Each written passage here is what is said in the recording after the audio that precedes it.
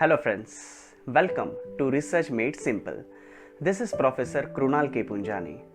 When we start writing a quality research paper, one of its important component is writing the introduction part. However, one common question comes to the many researchers' mind is what exactly should be mentioned in the introduction part, especially when they start writing for quality journals indexed in Scopus and ABDC. So let us go through a systematic 4 steps process of writing the introduction part for the quality research paper. In the first step, researcher should answer why it is important to conduct research on the selected topic. In this step, researcher should establish the importance of the specific research area and justify it by citing the appropriate findings and arguments from the relevant existing studies. For better understanding, let us take an imaginary example of the topic work-life balance.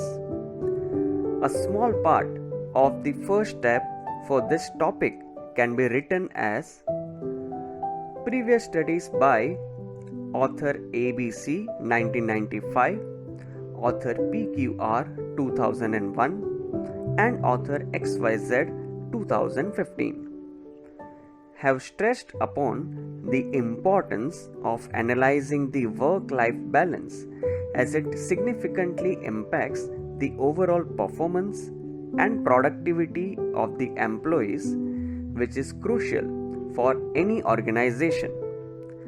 Since researcher needs to justify his or her arguments, it is essential to mention such citations of relevant studies in the introduction part. In the second step, researcher should answer what has been done in the broader area of this selected research topic. In this step, it is essential to mention in brief about the major findings of the relevant research papers in the selected research area.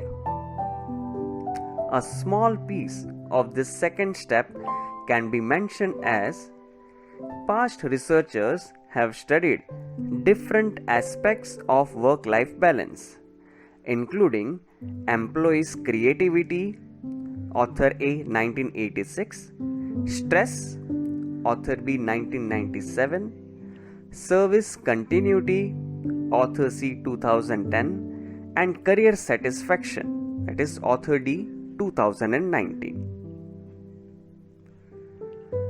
Then, in the third step, researcher should answer what is the need of doing additional research in this selected topic or area. In this step, researcher should highlight the important gaps, inconsistencies, or controversies in the existing literature of that specific research area.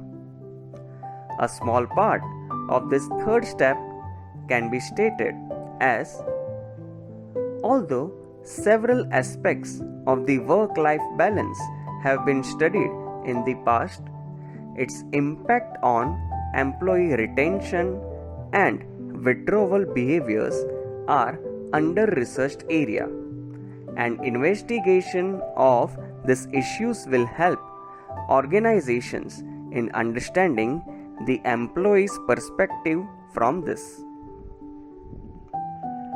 In the final step, researcher should answer what is the purpose and contribution of this selected research in the existing literature. In this final step, researcher should mention a concise statement of his or her research paper, including a clear purpose and contribution. This is also known as purpose statement. A small part of this final step can be written as the study is aimed at examining the impact of work-life balance on the retention and withdrawal behaviors of the employees working in finance sector. This being an under-researched area, its findings will provide new direction to the researchers and important insights about the employees' perspective to the organizations. So let us have a quick recap of these 4 steps. In the first step, researcher should answer why it is important to conduct research on the selected topic. The next step, what has been done in the broader area of the selected research topic. Number 3, what is the need of doing additional research in the selected topic or area. And finally, what is the purpose and contribution of the selected research in the existing literature. Friends, I hope this 4-step process gave you clarity on how to write the introduction part for the quality research paper. I would be keep on making such useful videos related to the quality research. So looking forward to see you in my next video. Thank you.